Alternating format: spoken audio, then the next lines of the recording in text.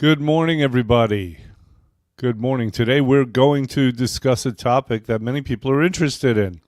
I've discussed this topic before. We are talking, of course, about these relatively new weight loss drugs, uh, Wegovy, Mounjaro, all the GLP drugs and the tirzepatide drugs. And there's a lot of different names, and people aren't sure really what they do, but they know they want it. And we're going to talk a little bit about the business of this, because this is not only a story about the medications themselves and if they work, this is a story about money. And this is a story about games.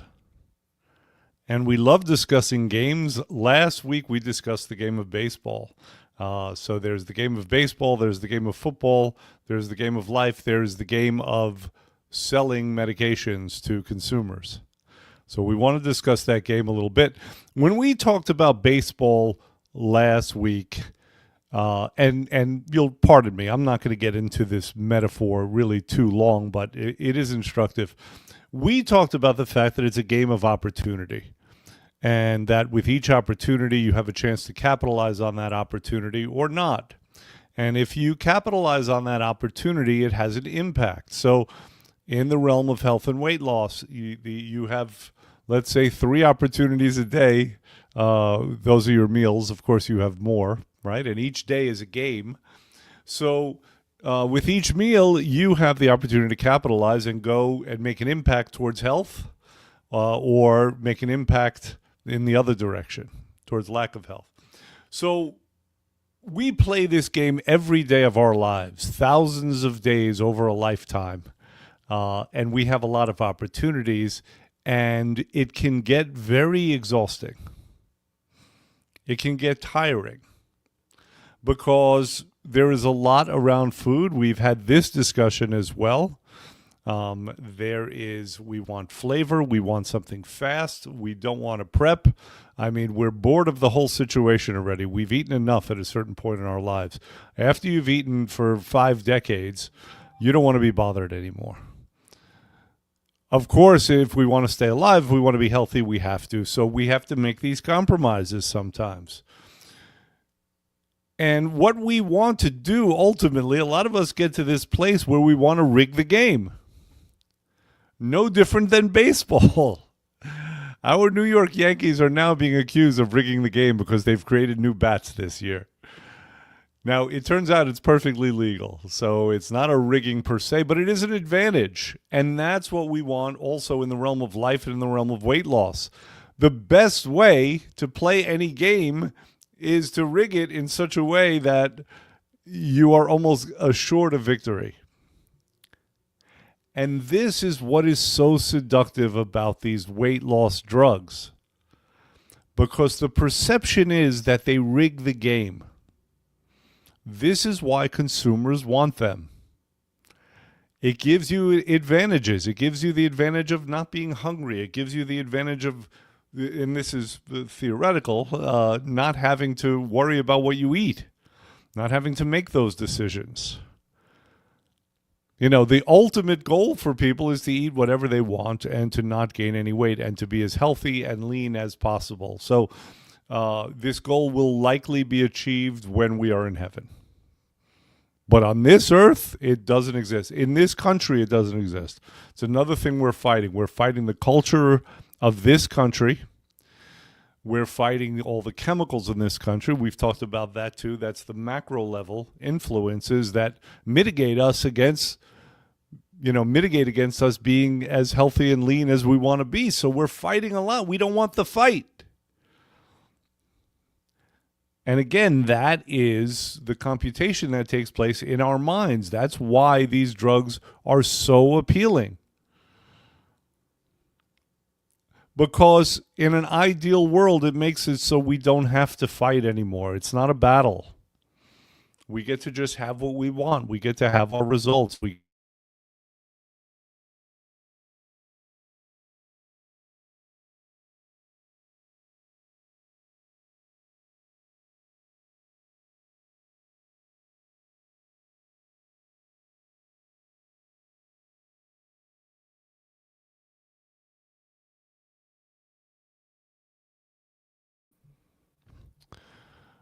Okay. I'm back.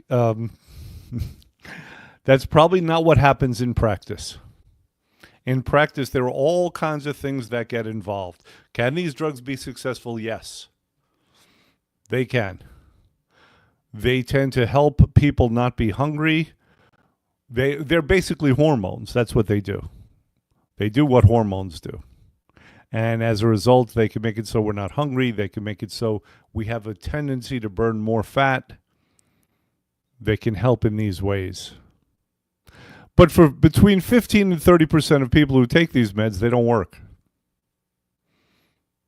They either get no results or low results. I have had clients who have come to me. One gentleman comes to mind. He had done various weight loss drugs over the 11th month period. He did not lose a thing. And even on our program, he was a relatively slow loser. He only lost 16 pounds in his first 40 days. Still not bad. Not bad without the expense and the possible side effects of those medications. I've had other people who also slow losers. One lady who comes to mind lost, I think, 4 pounds over several months. So it's not a guaranteed thing. There are other problems with these meds, like, for example, the fact that you tend to lose a lot of lean mass, a lot of muscle. I think something on the order of 40% of the weight lost is lean muscle mass. What does that do to metabolism? It does not help. And then there are the rest of the side effects. And we've discussed this. I don't want to, beat that horse again. It's dead. But we've talked about the consumer side, why these medications are so appealing from the consumer side. Now let's talk about from the other side, from the entrepreneurial side, the provider side, because yes, there is a tremendous monetary incentive for prescribing these drugs. Now, for those of you who are into data, please know this. In 2023, there was between $37 billion and $50 billion spent on these medications in the United States. Now, that is, I've seen two different numbers. And it's expected within a few years to go up to, again, this is projections, but $470 billion is the spend. That is a lot of money. That is not an insignificant amount of money.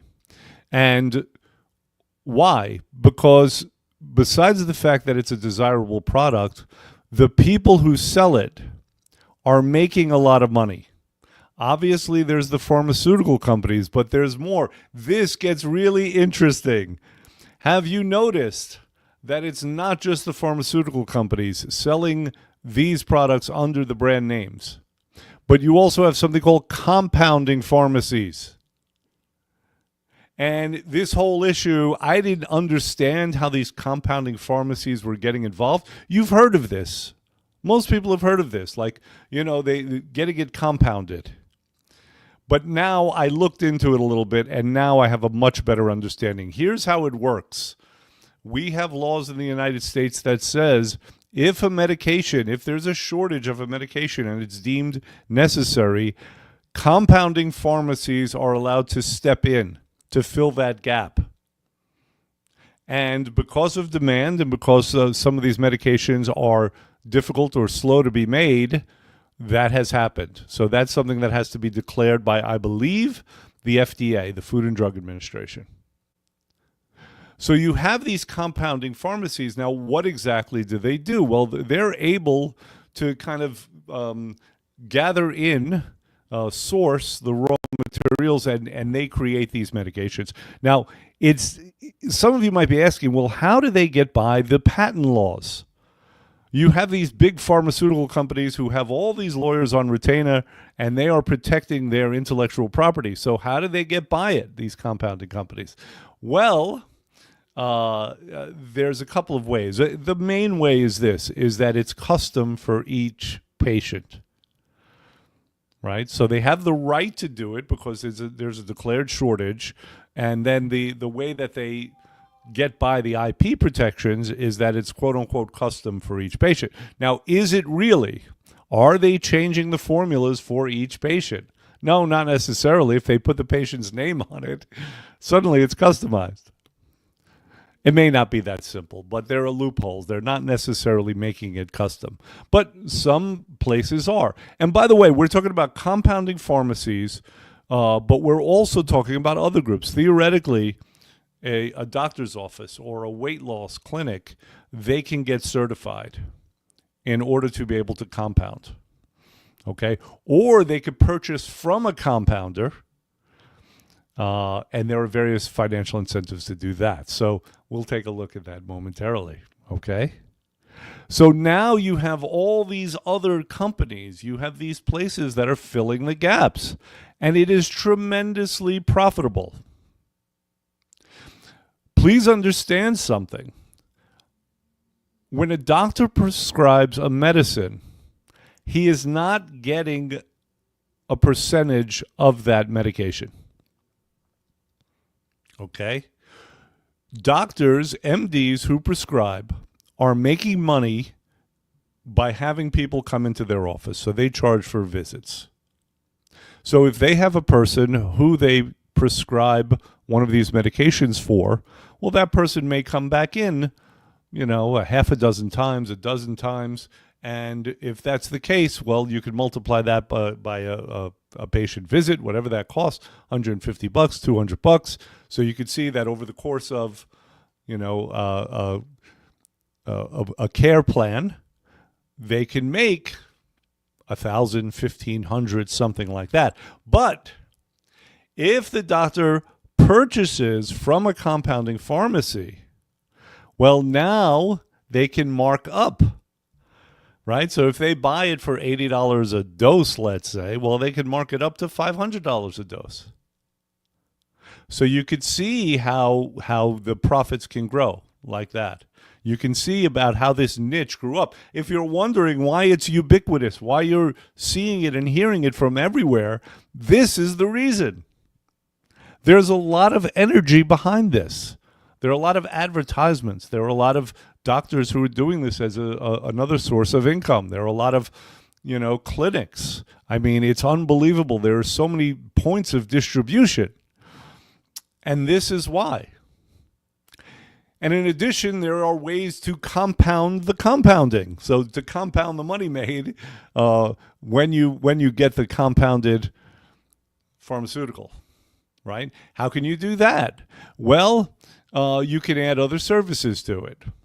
So people get analyses about their body weight, body composition analyses. People like nutritional counseling from a given practice. So you can see how it multiplies because, first of all, you can mark up the medication. And second of all, you could add services. And it also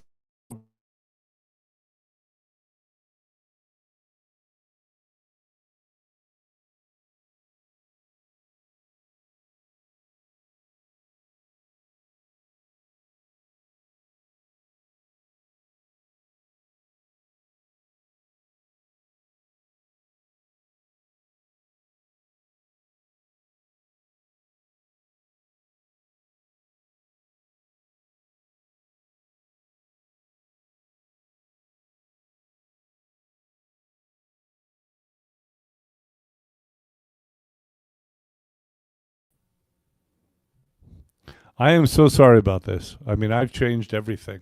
Computer, I have a wired connection, and this still happens. A more paranoid person, a person prone to conspiracy theories, would say that this is happening on purpose. I don't have any evidence of that, but I have friends, I've had staff members in the past who would be absolutely sure of it based on the content and how potentially controversial it is, right? If it is, in fact. Most people don't know this information that we're discussing now.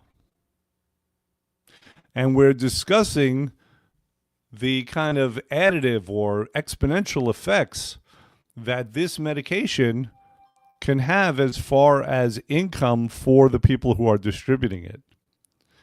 And as a result, you've had facilities arising, so they can be distribution centers for these types of medications. It's a really fascinating study. Now, here's the thing: if you're a compounding pharmacy, if you're one of these facilities who are either allowed to compound or who are purchasing from a compounding pharmacy, you are worried, because the pharmaceutical companies themselves, they know that money is being taken out of their pockets, that this vacuum was filled because of an inability to keep up with supply. So they have various options too, right? Number one is they can sue for patent infringement. Number two is that they can increase the supply. They can try to catch up. They can license it out to other facilities who are able to create their pharmaceuticals. So they have various options. So there's a little game going on there as well. And you could just imagine that if there comes a point where there is no longer a shortage here, now suddenly the excuse that allows, the vacuum that allows these other companies to come into the industry and create these compounded products, they will no longer have that permission. So it's really an unbelievable study of business and how everything kind of works together, which is consumer demand. It starts out with consumer demand, or it starts out with a push that creates consumer demand, and there is a lot of energy and there's a lot of name recognition for these drugs and these types of drugs. There is a definite need, obviously, to lose weight. We know that. We see it. We've been beaten down also by life to some degree and by the pandemic we're coming out of. People themselves are different now, you know? So there is a lot of need. There are a lot of people who are supplying that need. Now, the question arises, will these medications even last? Because every time there is a weight loss medication, seemingly every time, there are subsequent studies done. There are long-term studies done. Mind you, there have not been long-term studies done on these classes of medications. So when we're talking about the GLP-1 medications, or we're talking about the tirzepatides, there are no long-term studies. So in the past, some long-term studies have come about, and they've been like, oh my God, this is dangerous. We have to take this off the market. Okay. Is that a concern? I don't know that it is for these companies. I think that the environment is different. The regulatory environment is different. The amount of money is different. Now, don't forget, Wall Street is involved. Wall Street has made heavy investments into this. They think it's the future. So I don't think that we're going to see these types of medications removed. It doesn't mean there won't be a backlash. Historically, there's always a backlash. Again, I don't even think there'll be a backlash because I think people are tired and they are apathetic to some degree, and they know the risks and they're willing to take those risks. Or they don't know the risks and they don't want to know the risks, but they're willing to try something. They're desperate. Okay, and the buzz is so much, and I think that buzz will sustain itself for a while. Not forever, but we're seeing this going up. The trajectory, this is an up trajectory that's going to continue for a while. And even though sometimes you hear horror stories, you hear about people who have to go to the hospital, you hear about the possibility for pancreatic cancer and gallbladder issues and paresis of the digestive tract, whereby the food can't move through, and you get it in a situation where it can get impacted, the feces. And I mean, that's part of the mechanism of these medications, right? Or at least of the GLP drugs. Part of the mechanism is that they slow down digestion. So you tend to be less hungry because you have all this stuff in your stomach. Another thing that's fascinating is that they're discovering that there are some people who will still overeat even though they're not hungry. They're not getting the same cues from the brain. They're not getting the same cues from the stomach that tell them they're hungry. And yet you have some people, they're still overeating, right? Because overeating is only partially about hunger. It's about other things. Now, the nice thing about these medications from a financial point of view is that a person really needs to stay on them. The studies show that when people come off of the medications, they tend to gain the weight back and gain it back fast. And there's a few reasons for that. Obviously, the mechanism that make the medications work, that's not happening anymore. But also the metabolism is slowed down because of the loss of the lean body mass, because of the loss of that metabolically active tissue. Don't forget, muscle is metabolically active. If you have a good amount of it, it's burning a lot of calories at rest, whereas fat is not metabolically active. Okay, so there are reasons for that as well, and so a person theoretically has to stay on it for a long time. Now, it's also possible that if a person is able to make changes in lifestyle, then they might be able to wean themselves off of the medications and keep the weight off. I think there are going to be more studies that come out about that in the future. There is also a niche of people like me, people who are in the weight loss industry, natural weight loss, who assist people in coming off of it. And that's been just a conscious decision on the part of many companies. I mean, Oprah decided that she should be in that business, I guess, with Weight Watchers. Right? Instead of fighting it, instead of fighting that trend, we'll join it. Makes sense. Okay, so there is a need for that. So we can see why this industry is exploding. It's an exponential kind of a thing, and it's driven by all of these market factors, and it's driven by the laws that people can capitalize on. And it's driven by the initial need, right? Now, if there wasn't an initial need, then we would not see this be as popular as it should be. So that's where it comes down to people, doing the right thing. But if our government does the right thing, it can be a lot easier to keep the weight off. And we've been talking about that. So this is the story I want to tell today because I think it's underreported. I am not an independent journalist, but I was curious. What are these how come I'm hearing about all these compounding pharmacies? I get contacted by them. Honestly, they want me to be a distributor. Okay, it's just it's a great business model when there is a great need, when there is a great desire, and when you can take advantage of the gaps and the laws that exist in our country that allow it. So there's much more to talk about it. I will be saying more probably in the upcoming weeks because I do think this is really interesting. What is the takeaway? What can we learn from this? What can we take away from it? For those people who are swept up in this craze, I have to do it. I have to get on it. Everyone is doing it. It must be wonderful because I hear so much about it. It starts out with taking a look. Okay, not necessarily trusting your doctor or the clinic that you heard from, but taking a look yourself. Do you think it'll be worth it?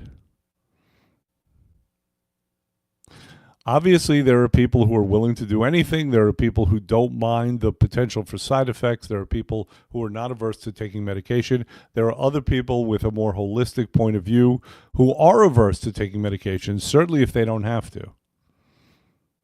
And those are people who don't want to start. A lot of my clients, when they do the program,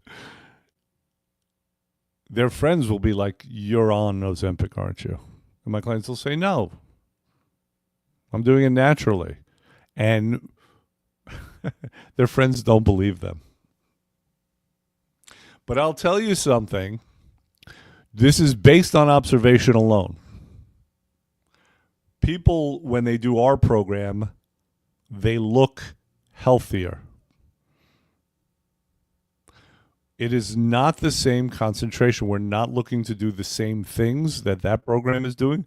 We're looking to get people into a state where their body is burning fat at an accelerated rate. It's cleaning itself up. It's becoming more efficient. We want to make sure that people have the nutrients that they need, the raw material, the hydration that they need. We monitor these things. I wouldn't do it any other way because depletion to me is not the ideal. If we're going to do something, then we should aim for the ideal.